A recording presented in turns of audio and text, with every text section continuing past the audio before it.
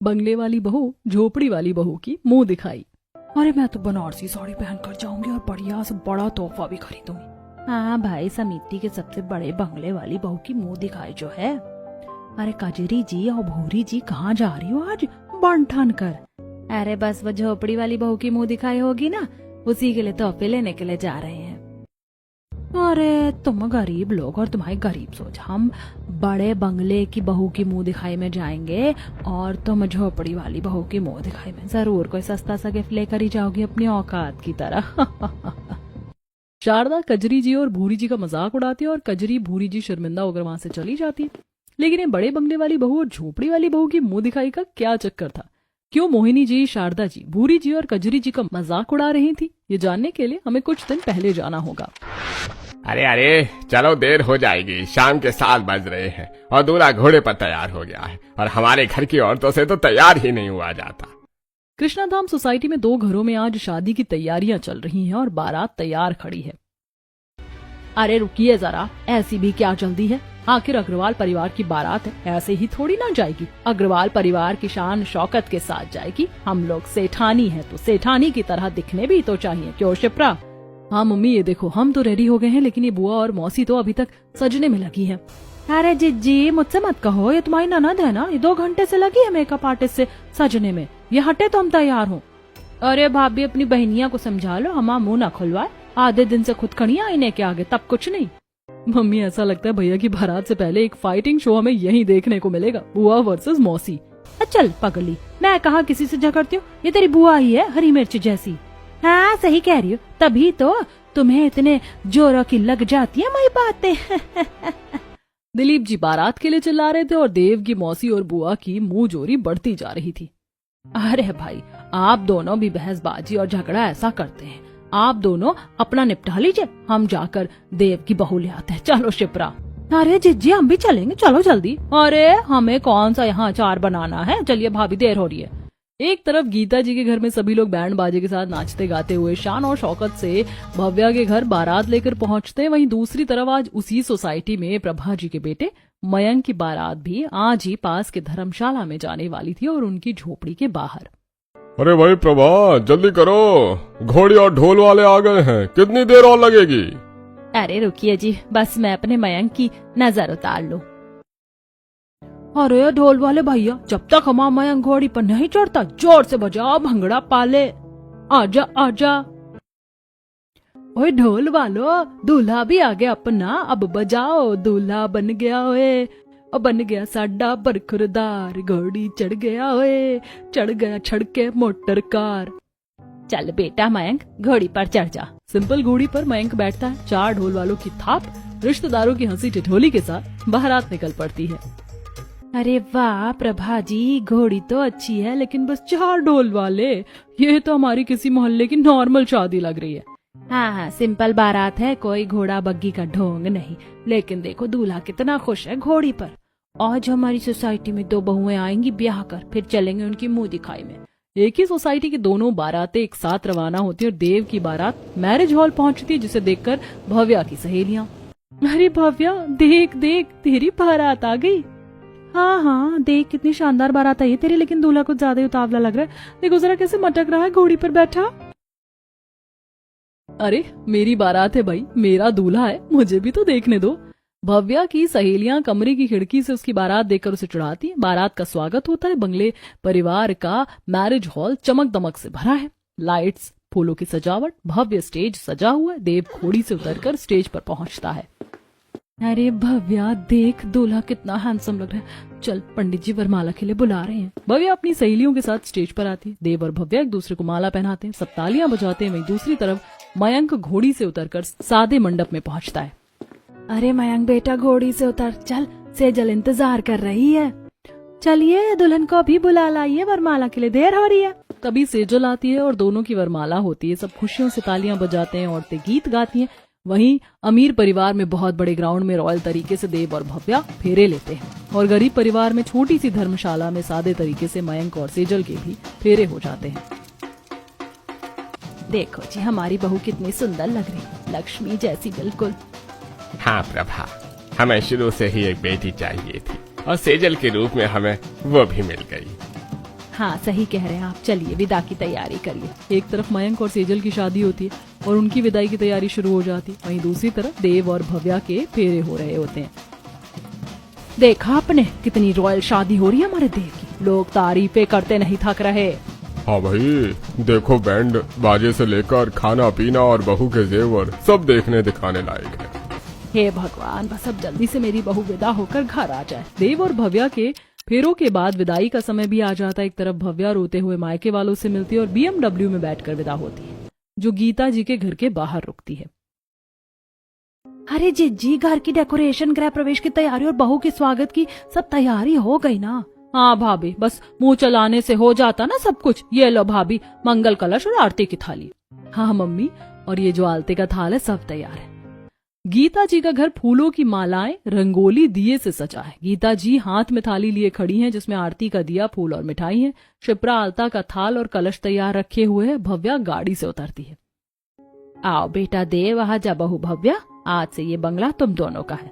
आरती पूरी करके देव भव्या के माथे पर गीता जी तिलक लगाती हैं। भगवान तुम दोनों को सदा सुखी रखे। बेटी, आज तू हमारे घर की लक्ष्मी बनकर आई है। भाभी पहले तो ये कलश गिराओ, देखते हैं कितनी समृद्धि लाई हो तुम।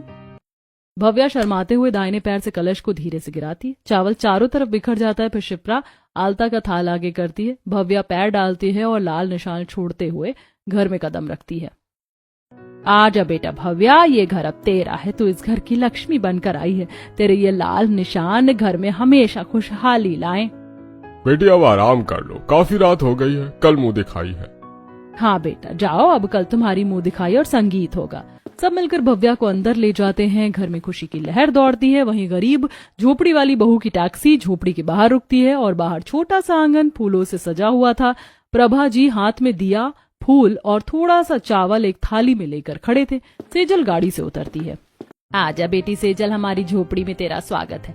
आज से तू हमारी बहू नहीं, हमारी बेटी है। प्रभा जी आरती करके तिलक लगाती हैं। हाँ बेटा, भगवान ने हमें बेटी के लिए बहुत तरसाया था। आज तेरे आने से हमारा घर पूरा हो गया। ये लो बेटी, कलश गिराओ, हमारे घर में तुम्हारे आने से समृद्धि आई है। सेजल धीरे से दाहिने पैर से कलश गिराती है। चावल बिखरते हैं। फिर प्रभा जी छोटे से थाल में आलता डालती हैं। सेजल पैर डालकर लाल निशान छोड़ते हुए अंदर जाती है। बेटी तेरे ये कदम हमारे लिए लक्ष्मी के कदम है। ये झोपड़ी अब महल बन गई तेरे आने से। अब जाओ बेटा, आराम करो, कल मुंह दिखाई है। दोनों घरों में बहुओं का गृह प्रवेश होता है। उस दिन सभी आराम करते हुए, इसके बाद अगले दिन दोनों घरों में अब मुंह दिखाई की तैयारियां शुरू हो जाती हैं। दिलीप जी आप तैयारियां कर लीजिए और सुनिए केटरिंग का खाना कर दीजिएगा। हाँ भैया, केटरिंग ही कर दीजिए। घर में हमें हलवाई का फैलाना नहीं चाहिए बिल्कुल भी। और हाँ, मैं मेन्यू बता देती हूँ। एक काम कीजिए, स्टार्टर्स एंड स्टॉल्स में गोलगप्पे, चाउमीन और आलू की टिक्की, चीला और कुछ स्प्रिंग रोल्स रख लेते हैं। हाँ जीजा जी, और इस वक्त को गर्मी का टाइम है, कोल्ड ड्रिंक और आइसक्रीम तो जरूर रखवा लेना। नानी मेरे पेस्ट्री जरूर रखवाना। हाँ मेरे राजकुमार, पेस्ट्री जरूर होगी, तू फिक्र मत कर। अरे जीजी, मुंह दिखाई की रस्म तो रख लिया आपने, लेकिन अपनी बहू को दे क्या रही हो? और मुंह दिखाई में देखो, मैंने भव्या के लिए ऑफ शोल्डर लहंगा लिया है मुंह दिखाई के लिए। इस पर सिल्वर की जरी का काम, नेट का घेरा, कैन कैन लगी और मोतियों का गला भी बनवाया है ब्लाउज का, और साथ में डायमंड बैंगल्स लिए हैं क्योंकि गोल्ड के अच्छे नहीं लगते। साथ ही गले में ये डायमंड सेट और मेकअप आर्टिस्ट भी बुक कर दिए। अच्छा जी, इतना कुछ दे रही हो, लेकिन तुम्हारी बहू क्या लाई दहेज में? टीवी, एसी, वो भी इतना छोटा? हाँ भाभी, 56 इंच का टीवी हमारे घर में पहले से ही है और 1.5 टन का एसी तो काम भी नहीं करेगा। तुमने अपनी बहू को इतना बड़ा कमरा दिया और मायके वालों ने एसी ढंग का नहीं दिया। अरे जिज्जी, बहू के कमरे में ही लगवा दूंगी एसी और टीवी। अब काम करे या ना करे, आया तो उसी के मायके से है ना। हाँ जिज्जी, हद होती है। शादी में 50 लाख लगाए लड़के के बाप ने, फिर भी मिलनी में सिर्फ 18 कैरेट की चैन अंगूठी दी। कम से कम लड़के को ब्रेसलेट और सोने की घड़ी तो 22 कैरेट की देनी चाहिए थी ना। हाँ, अरे मौसी और बुआ को नहीं देते, कम से कम दादी सास के लिए सोने की 2 तोले की चेन कर देते। ये 1-1 तोला पकड़ा दिया, वो भी 18 कैरेट का। हाँ जिज्जी, क्या करें, अब जैसी किस्मत है, क्या ही कह सकते। इतना तो लड़की के बाप को खुद सोचना चाहिए। इंसान के पास कितना भी पैसा हो, लेकिन अगर मन नहीं है तो पैसा होना बेकार है। खैर, मैं अपनी बहू की मुंह दिखाई तो बड़ी जोर से करूंगी। भव्या का ससुराल में पहला दिन था और अपनी मुंह दिखाई वाले दिन ससुराल वाले के मुंह से ये सब बातें सुनकर वो मन ही मन दुखी हो रही थी। सही कहती थी दादी, ससुराल वालों को कितना भी दे दे, लड़की के माँ बाप ससुराल वाले कभी खुश नहीं होते। भव्या अपने मन में दादी की बात सोचती है। बेटी, लड़की के बाप ने चूल्हे से लेकर सुई धागा तक दिया। विदा हुई तो ट्रक भरकर सामान ले गई। रास्ते में पेड़ गिरा तो भी ससुराल वालों ने गाली दी और कहा सब दिया, बस एक हथौड़ा नहीं दिया। दादी, आज आपकी बात सच हो गई, लेकिन मैं भी देखूंगी कि मेरी सास मुझे मुंह दिखाई में क्या देगी। जितनी बड़ी बड़ी बातें ये कर रही हैं, इनका तोहफा भी उतना ही बड़ा होना चाहिए। एक तरफ भव्या अपने ससुराल वालों की बातें सुनकर दुखी हो रही थी, वहीं दूसरी तरफ अब गरीब घर में मुंह दिखाई की तैयारियां सादगी से चल रही थी। पूजा, जल्दी जल्दी से घर की सफाई कर लो, घर के बाहर आंगन में चटाई बिछा देते हैं। अरे प्रभा जी, मुंह दिखाई के लिए बाजार से कुछ लाना हो तो बता दीजिए। अरे ज्यादा कुछ नहीं लाना, बस आप 15-20 समोसे ले आइएगा, बाकी घर में चाय नाश्ता हो जाएगा। शादी की कुछ मिठाई और फल बचे हुए, उन्हीं से काम चल जाएगा। अरे जिज्जी, बहू के लिए साड़ी वगैरह कुछ ली है या नहीं? हाँ भाभी, बहू को मुंह दिखाई में क्या पहनाओगी, कुछ सोचा है? देखिए जिज्जी, नई साड़ियाँ लहंगा तो मैंने खरीदा नहीं, सेजल के संदूक में देख लेती हूँ, जो साड़ी सबसे अच्छी होगी वही पहना देंगे। हाँ, वैसे भी हमारी बहू तो सादा सिंपल ही इतनी सुंदर लगती है, उसे बाहरी श्रृंगार की जरूरत ही नहीं है। चलिए मोहल्ले में न्योता दे आता हूँ मैं।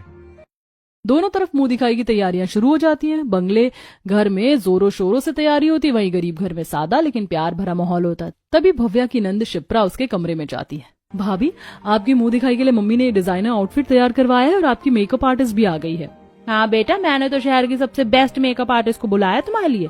ये पूरे 51,000 रुपए लेगी और पूरा मैक का मेकअप करेगी। तुम्हें ऊपर से लेकर नीचे तक पूरा सजाएगी, साथ में नेल एक्सटेंशन भी कर देगी तुम्हारे।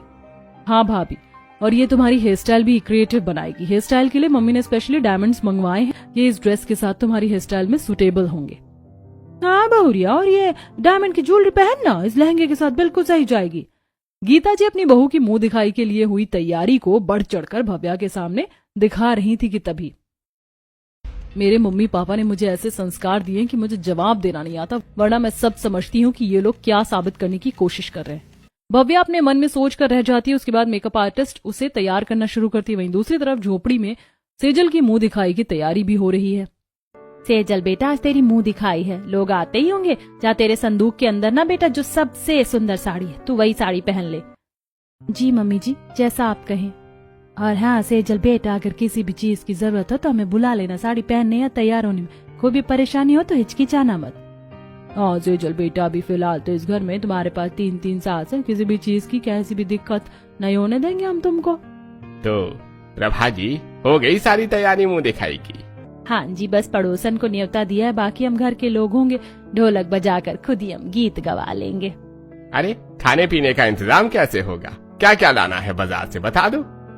अरे खाने पीने के इंतजाम में एक काम करते हैं, मैंने आपको कहा था ना बाहर से समोसे वगैरह मंगवा लेंगे, और हमारी शादी में मिठाइयाँ बची हुई हैं, वो मिठाइयाँ ही परोस देंगे। हाँ जीजा जी, और गर्मी का मौसम है, कोल्ड ड्रिंक की 2 बोतलें मंगवा लेना, और हम प्लास्टिक के ग्लासों में खुद ही महिलाओं को कोल्ड ड्रिंक दे देंगे। अरे अब गीत गाने के लिए अड़ोस पड़ोस की औरतें आएंगी, शादी का घर है पूरा बिखरा हुआ, पूरी सफाई करनी पड़ेगी। एक काम करते हैं, झोपड़ी के बाहर आंगन को साफ करके उसी में चटाई बिछा देती हूँ।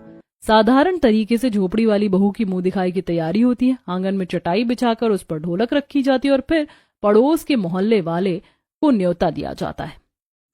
गरिमा जीजी, एक काम करो, तुम इधर की औरतों को न्योता देकर आओ, मैं इधर की औरतों को न्योता दे आती हूँ। हाँ ठीक है, चलो। एक तरफ झोपड़ी वाली बहू की मुंह दिखाई के लिए उसकी मौसी सास और बुआ सास पड़ोसनों को न्योता देती है, वहीं दूसरी तरफ बंगले वाली बहू की मुंह दिखाई के लिए गीता जी अपनी नौकरानी को न्योता देने के लिए भेजती है। और उसके बाद मोहल्ले की महिलाएं आपस में चर्चा कर रही हैं। बंगले वाली पड़ोसने एक तरफ खड़ी है और गरीब पड़ोसने दूसरी तरफ खड़ी है। अरे शारदा जी देखो ना, एक ही सोसाइटी में दोनों की शादी एक साथ हुई है, हम तो दोनों घरों में मुंह दिखाई में जाना पड़ेगा, व्यवहार तो दोनों को देना ही होगा ना। हाँ मोहिनी जी, लेकिन हम लोग तो बंगले वाले घर में ही खाना खाएंगे, अपना स्टेटस तो बनाए रखना पड़ेगा। झोपड़ी वाले घर में क्या खाएंगे, चाय समोसे? हम तो गीता जी के घर में ही खाएंगे, वहाँ कैटरिंग है, डीजे है, मजा आएगा। बिल्कुल सही कहा, गरीबों के यहाँ सिर्फ ढोलक और भजन होंगे, हमारी क्या हैसियत वहाँ खाने की। हाँ बहन, बस गरीब झोपड़ी में लिफाफा देकर आ जाएंगे, वहाँ रुकने का हमारा वैसे भी कोई काम नहीं है। अच्छा ये बताओ, गीता जी की बहू के लिए तुमने क्या तोहफा लिया है? अरे अमीर बहू है, उसकी मुंह दिखाई के लिए मैंने डिनर सेट खरीदा है, वो भी 56 बर्तन वाला। हाँ बहन, ये झोपड़ी के लोग तो गरीब है, छोटे से लिफाफे में खुश हो जाएंगे, बंगले वाले के हाथों में अच्छा अच्छा तोहफा लेकर जाना पड़ेगा। अमीर पड़ोसन दिखावे के साथ गीता जी के घर मुंह दिखाई के लिए जाने की बात कर रही थी, तो वहीं दूसरी तरफ गरीब पड़ोसने बात कर रही हैं। अरे भूरी जी, बंगले वाले घर में मुंह दिखाई में जाने की हमारी क्या हैसियत, वहाँ तो हम जैसे लोग फिटी ही नहीं बैठेंगे, बड़े बड़े तोहफे, डीजे, स्टेज, हम तो सिर्फ प्रभा जी के घर जाएंगे। हाँ सही कहा, वहाँ प्यार से स्वागत होगा, भजन होंगे, गीत होंगे, बंगले वाली बहू के घर में तो सिर्फ दिखावा है। मुंह दिखाई वाली शाम बंगले वाले घर में तैयारियां जोरों शोरों पर हैं, पूरा हॉल सजा हुआ है, बड़ा स्टेज बना है, डीजे बज रहा है, लाइट्स चमक रही है। बंगले पड़ोस ने बिल्कुल सजी धजी बड़े बड़े तोहफे लेकर आ रही हैं। अरे मोहिनी जी, शारदा जी, आप लोग आइए, देखिए मेरी बहू भव्या कितनी खूबसूरत लग रही है। वाह गीता जी, बहू तो आपकी भी चांद का टुकड़ा लग रही है, लेकिन बताओ बहू दहेज में क्या लाई? अरे आंटी जी, दहेज में तो सिर्फ 20 तोले 18 कैरेट का सोना, 56 इंच का टीवी और एक छोटा सा एसी लाई है। हमारे देव को एक 22 कैरेट की सोने की चेन भी नहीं दी। अरे वाह, इतने बड़े घर में सिर्फ इतना दहेज, हम तो सोचे थे कुछ खास लाएगी। अरे हमने तो सोचा था इतने बड़े खानदान में रिश्ता तय हो रहा है, कम से कम मौसी और बुआ के लिए एक सोने की चेन आएगी। अरे दे दी इन्होंने सोने की चेन, साड़ियां तो देखो कितनी फीकी फीकी आई हैं। अरे हम तो इसी उम्मीद में थी, कम से कम एक एक साड़ी और एक एक गिफ्ट तो मिलेगा ही, चांदी का सिक्का ही सही, आखिर इतने बड़े खानदान में शादी जो हुई है। अरे बहन, जिसके पास पैसा है उसके पास खर्चने का दिल भी होना चाहिए। अब आप लोग खुद ही देख लो, मैं अपनी बहू की मुंह दिखाई के लिए कितना खर्च करी हूँ। मैं तो अपनी बहू की मुंह दिखाई में भी उसे ये 2 लाख का गाउन और 5 लाख का डायमंड सेट भी दे रही हूँ। गीता जी अपने रिश्तेदारों और पड़ोसनों के साथ स्टेज पर बैठी भव्या को 5 लाख का डायमंड सेट देती है। वहीं बाकी पड़ोसने भी एक एक करके उसका घूंघट हटाकर कीमती तोहफे देती हैं। आप सभी का शुक्रिया। चलिए अब आप लोग खाना खाइए, डांस कीजिए, डीजे बजाओ भैया, आज हमारी बहू की मुंह दिखाई है। गीता जी के घर में सब लोग डीजे पर डांस कर रहे हैं। गीता जी शो ऑफ में लगी हैं, वहीं दूसरी तरफ झोपड़ी वाले घर में मुंह दिखाई की सादगी भरी तैयारियां हैं। आंगन में चटाई बिछी है, ढोलक रखी है, गरीब पड़ोसने आ रही है। सेजल सिंपल साड़ी में घूंघट निकाल कर सबके पैर छूती है। नमस्ते आंटी जी, नमस्ते मौसी जी। अरे वाह बहू, कितनी चांद सी सुंदर बहू है तुम्हारी, ये बहुत संस्कारी भी लग रही। चलो बहू कोई अच्छा सा गीत तो सुनाओ। अरे प्रभा बहन, बहू को गीत और ढोलक आती है या नहीं? हाँ हाँ बहन जी, मेरी बहू को गीत गाना भी आता, ढोलक बजाने भी आता। बहू तेरा गीत गाकर सुनाओ। सेजल शर्मा कर ढोलक के पास बैठती है और ढोलक बजाती हुई गीत गाने लगती है। घर को ही मंदिर बनाऊंगी, तीरथ में कहीं नहीं जाऊंगी। घर को ही मंदिर बनाऊंगी, तीरथ में तीरथ नहीं जाऊंगी। ससुर जी मेरे दशरथ हैं, सास जी मेरी कौशल्या है। ससुर जी मेरे दशरथ हैं, सास मेरी कौशल्या है। देवर को लक्ष्मण बनाऊंगी, तीरथ में कहीं नहीं जाऊंगी। सेजल अपनी मीठी सी आवाज में पूरा गीत गाकर सुनाती, सब तालियां बजाते।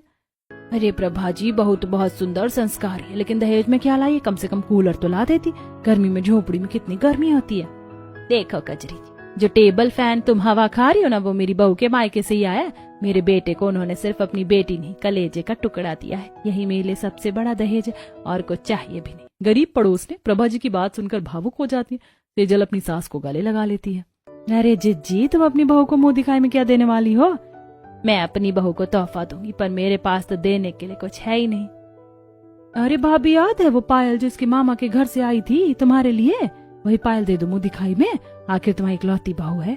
हाँ सही कह रही हो जिज्जी, मैं अपनी बहू को चांदी की पाजे भी तोहफे में दूंगी।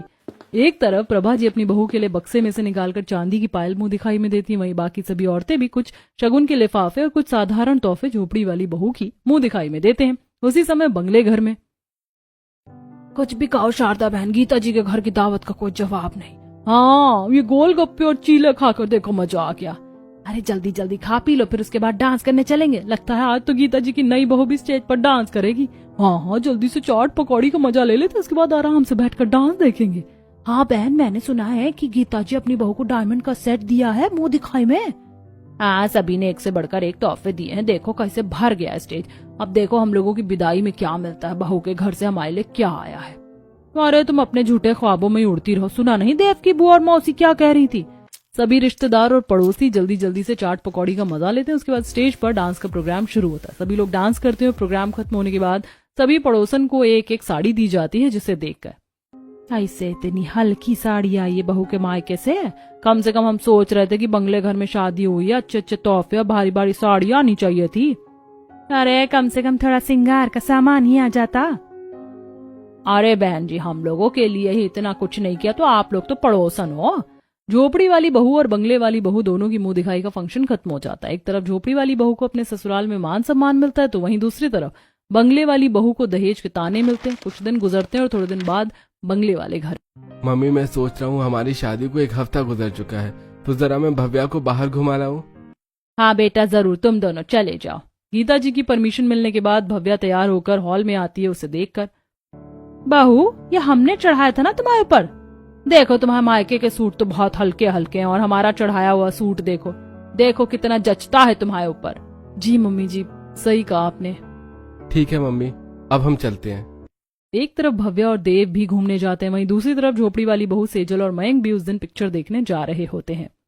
मम्मी, आपको पता है आज मेरा प्रमोशन हुआ है। इसी खुशी में मैं चाहता हूँ कि हम सभी आज बाहर डिनर करने के लिए चले। अरे बेटा, प्रमोशन तेरा हुआ है और वो भी हमारे घर की लक्ष्मी की वजह से। जब से सेजल हमारे घर में ब्याह कराई है, सब कुछ अच्छा ही हो रहा है। तेरे पिताजी को कितना मुनाफा हुआ है दुकान में। सही कह रही हो प्रभा, हमारी बहू सच में हमारे घर की लक्ष्मी ही है। इसके आने के बाद दिन दुगनी रात चौगनी तरक्की हो रही है। मयंक का छोटा भाई जो हॉस्टल में है, उसका भी फोन आया था। उसे भी अपने कॉलेज में स्कॉलरशिप मिल गई है।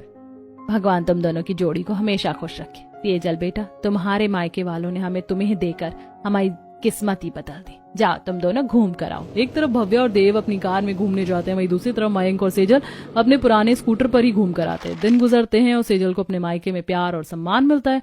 वहीं दूसरी तरफ गीता जी हर बात में अपनी बहू को दहेज का ताना मारती हैं। एक दिन भव्या पसीना पोंछते हुए आई है। माँ जी, बहुत गर्मी लग रही है, कमरे में थोड़ी सी हवा नहीं चल रही है। आज मौसम काफी गर्म है। हाँ बहू, गर्मी तो लगेगी। तुम्हारे मायके से जो 1.5 टन का एसी आया ना, वो तो छोटा सा है। हमारे हॉल में देखो 3-3 टन के एसी लगे, हर कमरे में अलग अलग। तुम्हारा एसी तो बस नाम का है, हवा भी ठीक से नहीं देता। क्या करें, जैसा दहेज आया वैसा ही चलेगा। हाँ भाभी, अगली बार मायके से कम 3 टन वाला मंगवा लेना, वरना गर्मी में पसीना बहता रहेगा। एक तरफ सास ननद के ताने सुनकर भव्या चुप रहती है, वहीं झोपड़ी में सेजल की वजह से घर में खुशियां बढ़ रही हैं। प्रभा, मयंक बता रहा था कि उसे तनख्वाह के अलावा ज्यादा बोनस मिला है। हम लोग अब एक नया घर खरीद सकते हैं। हाँ, ये सब हमारी बहू के शुभ कदमों का फल है। बेटा सेजल, तू आई तो घर में खुशियों की दस्तक आई है। तू हमारी लक्ष्मी है। सेजल सबको गले लगाती है। घर में हंसी खुशी से दिन गुजरते हैं। वहीं बंगले वाले घर में ताने जारी रहते हैं। एक शाम डिनर पर, अरे भव्या, पड़ोस में देखा, उनकी बहू तो दहेज में डबल डोर का फ्रिज लेकर आई है। हाँ मम्मी, आपको याद है ना, आपने मेरी शादी में भी कितना बड़ा फ्रिज दिया था। मैं सोच रही हूँ कि आप ये फ्रिज भाभी के कमरे में रखवा दो और अपने लिए डबल डोर का फ्रिज ले आओ। बहू एक काम कर, अगली बार मायके जाना तो ये फ्रिज ले जाना, ये हमारे किसी काम का नहीं है। गीता जी और अपनी ननद के तानों से भव्या और ज्यादा दुखी हो जाती है और रोने लग जाती है। आंसू रुक नहीं रहे थे, वो सिर झुकाए रोते हुए उठती है और तेजी से अपने कमरे की तरफ भाग जाती है। उसके साथ देव कमरे में आता है। भव्या, क्या हुआ? क्यों रो रही हो? बताओ ना मुझे, किसने कुछ कहा है क्या? देव, आपकी मम्मी जी, उन्होंने आज सबके सामने मुझे बहुत बुरा भला कहा। बोला कि मैं बहू बनने लायक भी नहीं हूँ। मेरा दहेज सिर्फ बोझ है। टीवी, एसी, चेन सब छोटा मोटा है। उनका कहना है कि मैंने उनके घर की इज्जत मिट्टी में मिला दी। क्या मम्मी ने ये सब कहा? तुम चुप क्यों रही? मैं अभी बात करता हूँ। ये गलत है भव्या, बहुत गलत। तुम रो मत, मैं सब ठीक कर दूंगा। देव भव्या को गले लगाकर चुप कराता है, लेकिन उसके मन में गुस्सा उबल रहा है। अब वो अपने पापा से बात करने का फैसला करता है और उसी दिन देव गुस्से में अपने पिता से बात करता है। पापा, मम्मी भव्या को रोज ताने दे रही हैं दहेज के। ये गलत है। आप खुद सोच कर देखो पापा, शिप्रा हमारी बहन है। अगर कल को उसके ससुराल वाले ऐसे उसे ताने मारेंगे तो क्या हमें बुरा नहीं लगेगा? हमारे पास आखिर किस चीज की कमी है? और भव्या के मम्मी पापा से जितना बन पड़ा उन्होंने उतना ही दिया है ना। आप मम्मी को समझाओ कि बेटी हमारे घर में भी है। कल को अगर उसके साथ ऐसा होगा तो हमें कैसा लगेगा? बेटा, मैं बात करता हूँ तुम्हारी माँ से। तू शांत हो जा और जाकर भव्या को प्यार से समझा। दिलीप जी गीता के पास जाते हैं। गीता जी फोन पर मौसी सास संजू से बात कर रही होती हैं। दिलीप जी सुन लेते हैं। हाँ बहन, सभी का यही हाल है। और तू बता, तेरी जेठानी के बेटे की शादी भी तो फिक्स हुई थी ना अभी 2 महीने पहले। उसके मायके से क्या क्या आया दहेज में? अरे जीजी पूछो ही मत। मेरी जेठानी को बहू के मायके वालों ने बहुत दहेज दिया था। उसके मायके वालों ने शादी में विदाई के समय सभी को एक एक चेन अंगूठी दी थी और घर का सारा सामान भी दहेज में दिया था। लेकिन बहू ऐसी निकली कि तलाक लेकर सब ले गई। दहेज का सामान, एक बर्तन और एल्यूमिनी अलग। अरे क्या कह रही है तू? सही में बहू ने ऐसा कर दिया? हाँ जीजी, दहेज का इल्जाम लगा दिया उस बहू ने। और तो और पुलिस का केस हुआ। वो अलग, मेरी जेठानी का लड़का और जेठ जेठानी दोनों पूरे 1 हफ्ते जेल गया खा कर आए। बर्तन तक बिका दिए उस लड़की ने। बाप ने शादी में 50 लाख रुपए लगाए थे, पूरे 1 करोड़ की एल्यूमिनी लेकर गई। हंगामा करके परिवार बर्बाद कर दिया। अब समझ आया मेरी जेठानी को कि बहू दिल से होनी चाहिए, दहेज से नहीं। ये भगवान, ये सब क्या कह रही है संजू? क्या सच में बहुएं ऐसी होती है? मेरी बहू ने भी मेरे साथ ऐसा कर दिया तो? सुनो जिज्जी, मैं अब फोन रखती हूँ। मुझे जरा अपनी जेठानी के घर जाना है। वो बेचारी बड़ी परेशान है। पूरे मोहल्ले में उनकी बेइज्जती हो गई है।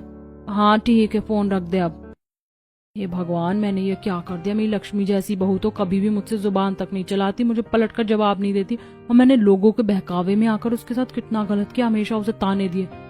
कहीं मेरी गलती ही, अगर मेरी गलती अब मुझ पर भारी पड़ गई या मेरी बहू को इस बात का बुरा लग गया तो कहीं ये भी घर छोड़कर चली गई तो मुझे अपनी बहू से माफी मांगनी होगी। गीता जी फोन पर बात करके फोन रख देती है और मन ही मन में फूट फूट कर रोने लगती है। तभी दिलीप जी कमरे में आते हैं और गीता जी को समझाते हैं। गीता, तुम भी तो एक माँ हो, अपनी बेटी किसी को दी है। अगर उसकी सास ताना मारे कि दहेज कम दिया है तो कैसा लगेगा? भव्या भी किसी की बेटी है। हमने उसे घर में लक्ष्मी बनाकर रखा है, दहेज नहीं बेटी दी है।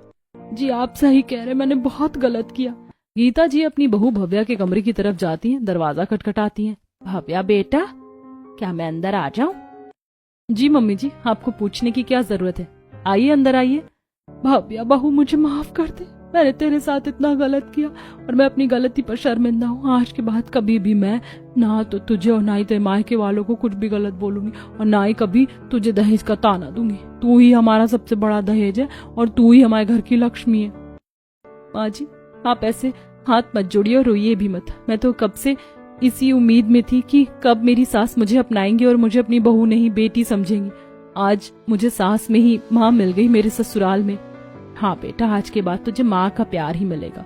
दोनों सास बहू आपस में एक दूसरे को गले लगाकर आंसू पोंछ रही थी। तभी पड़ोस की प्रभा जी उनके घर आती हैं और भव्या की मुंह दिखाई में एक छोटा सा लिफाफा देते हुए कहती हैं, नमस्ते गीता जी, मेरे बेटे मयंक और आपके बेटे देव की शादी एक ही दिन की थी, इसी वजह से हम आपकी शादी में नहीं आ पाए। लेकिन आपकी चांद जैसी बहू की मुंह दिखाई देना तो हमारा फर्ज है। ये लो भव्या बेटा, तुम्हारी मुंह दिखाई। अब मैं चलती हूँ। प्रभा जी गीता जी की बहू को मुंह दिखाई देकर चली जाती है और उनके जाने के बाद, मम्मी जी मुझे लगता है कि हमें भी आंटी जी के घर उनकी बहू की मुंह दिखाई के लिए जाना चाहिए। हाँ बेटा ठीक है, चलो चलते हैं। गीता जी भी एक तोहफा लेकर प्रभा जी के घर मुंह दिखाई के ले जाती हैं, उनकी बहू सेजल को देखकर। अरे वाह प्रभा जी, आपकी बहू तो बिल्कुल चांद का टुकड़ा है, कितनी शालीन और समझदार। जी हाँ, और हमारे घर की लक्ष्मी भी। हमारी बहू भी हमारे घर की लक्ष्मी और अन्नपूर्णा दोनों है। चलिए अब हम चलते हैं। आज कृष्णधाम सोसाइटी के बंगले और झोपड़ी वाली दोनों घरों में खुशियां और सुख शांति थी। दहेज के ताने खत्म हो गए थे। सेजल की वजह से गरीब घर में तरक्की हो रही थी और भव्या अब सम्मान से जी रही है। और इस तरह बंगले वाली बहू और झोपड़ी वाली बहू की मुंह दिखाई का एक सुखद अंत हुआ।